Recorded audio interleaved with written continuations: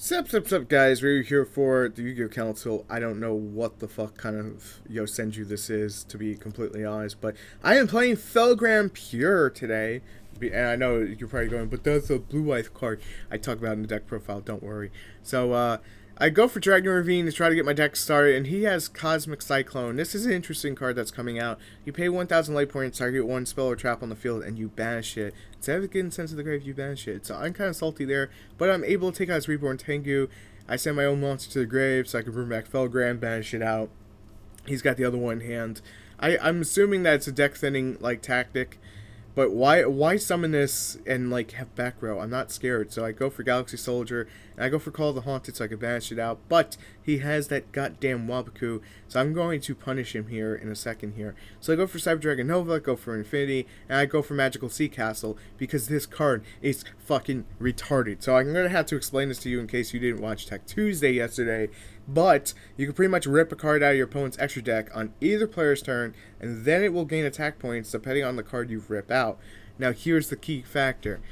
It can be done every single turn. So the longer the duel goes, and this guy's on the board, the longer your opponent's losing their extra deck. And if you combine that with the power of like something like Cyber Dragon Infinity, which I just did, it's going to get pretty damn derpy that they're going to have to watch their resources in their hand and watch what they lose on the extra deck. Now, just like Maxi, he has to either start to chain or chain something to use his effect. So, like, if my opponent here plays Dark Hole, or like I just did there, Cyber Dragon Infinity, then Dark Hole, then I can actually use the effect. So, I didn't get to rip out everything I wanted to rip out. His extra deck's kind of dank, to say the least, but hey, I still got to rip out tons. So, I go for Arctic Brave Dragon on the equip because when this gets sent to the grave, Felgrand's coming back.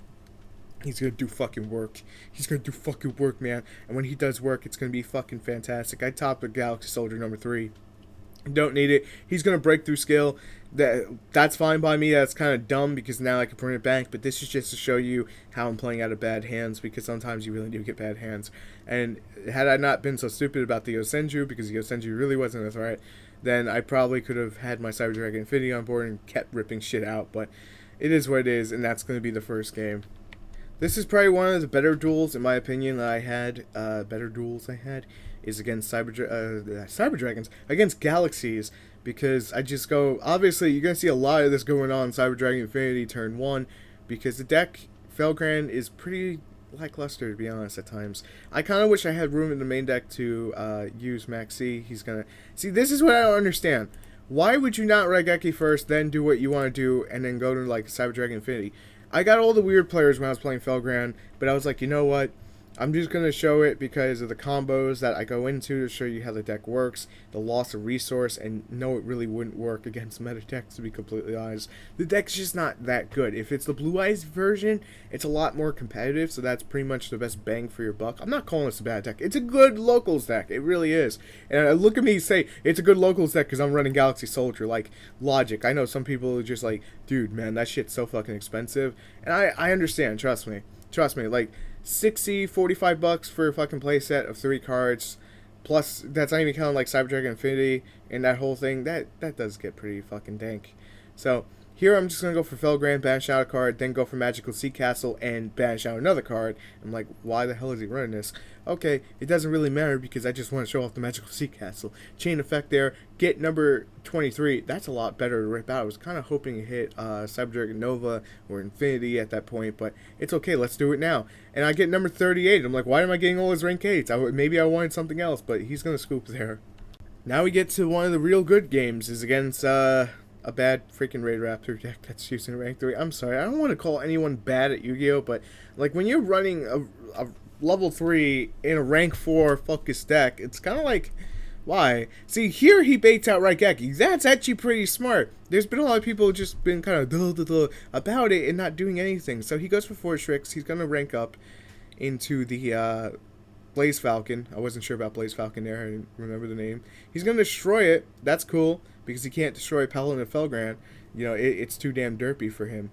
But he's got Raid Raptor Gust, and I'm like, damn, that fucking hurts, man. So I could actually possibly lose the game here, only because I can't really deal with anything. Now, had this been a level 4, he probably could have went off, and I wouldn't have been able to do shit about it. So, derpy luck of the day.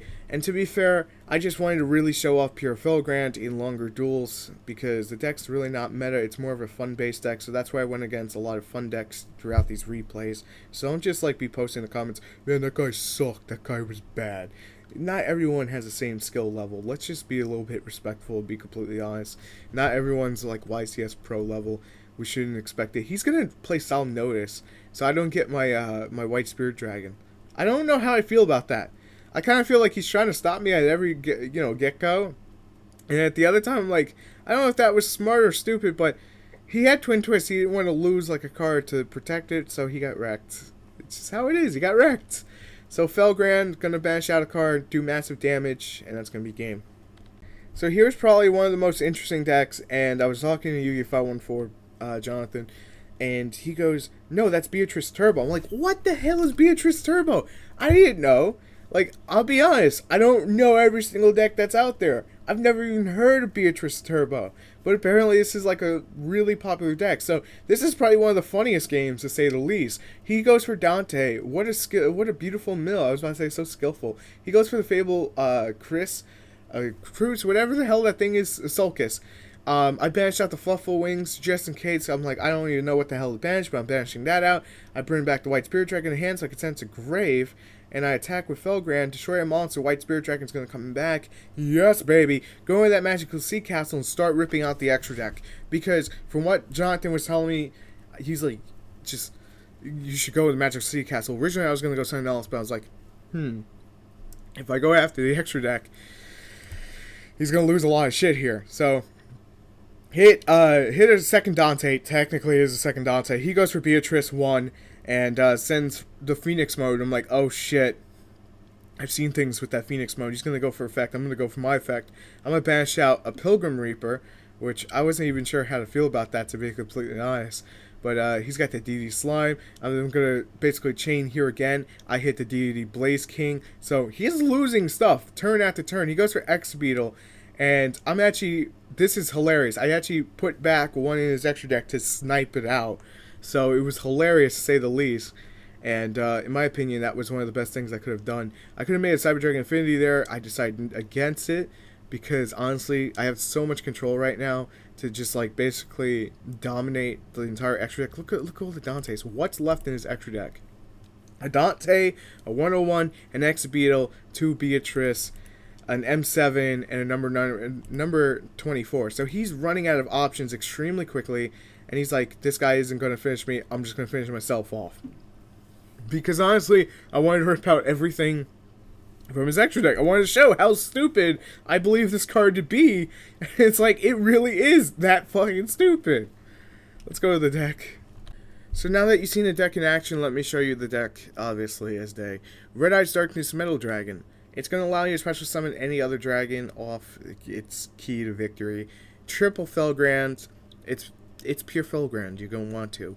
Double White Spirit Dragon. Yes, this is a Blue Eyes card technically, but it is a great dragon card. A roll to be able to remove a back row, out. That's just great. And of course, we're going to run the Ancient Whitestone with it. Triple Arc Brave Dragon because you want to revive that as much as possible. Triple Galaxy Soldier. I think that doesn't really need explaining. It just makes Cyber Dragon Infinity. It helps with clogged hands, especially that this is kind of like Hopeless Dragons from way back when, except the light version. 3 Dragon Knight of Creation. Also pretty self-explanatory because it's going to bring back Felgrand. And then 3 Paladin of Felgrand to get your deck rolling when needed. And double Ancient Whitestone. That's 19 light monsters and 1 dark monster. So most of the time you can get Galaxy Soldier out with no issue. And go to Cyber Dragon Cyber Dragon Infinity spam. 3 Gospel Revival, 1 Raigeki, triple Trade-In, double Terraforming, I was about to say Dragon Ravine, double Twin Twist, double Dragon Ravine. Dragon Ravine's going to send every dragon to the graveyard pretty much, and you can revive it from there. 3 Oasis and 3 Call the Haunted, because this deck is high offense, so you're going to be able to bring back Felgrand, you're going to be able to back White Spirit Dragon, whatever you truly need at that point. Solemn Warning, fantastic card, is fantastic.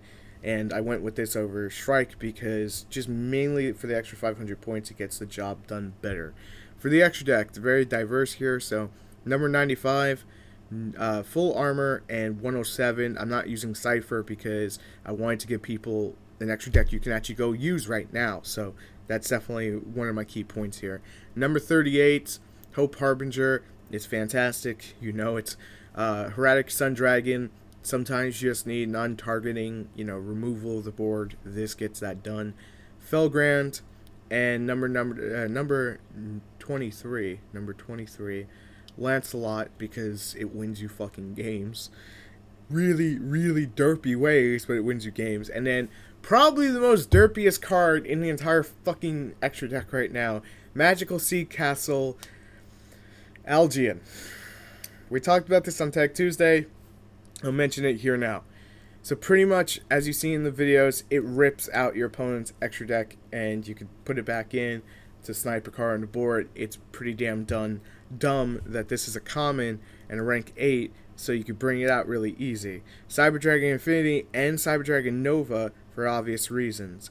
Now, for the off chance that we have 2 level 4 monsters on the board, Utopia C39, and Utopia Lightning and Castell.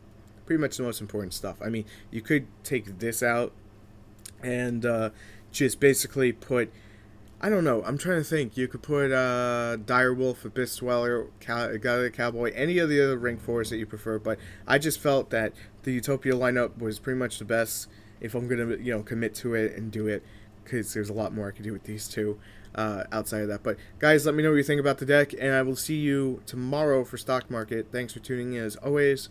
I'll see you later. Peace.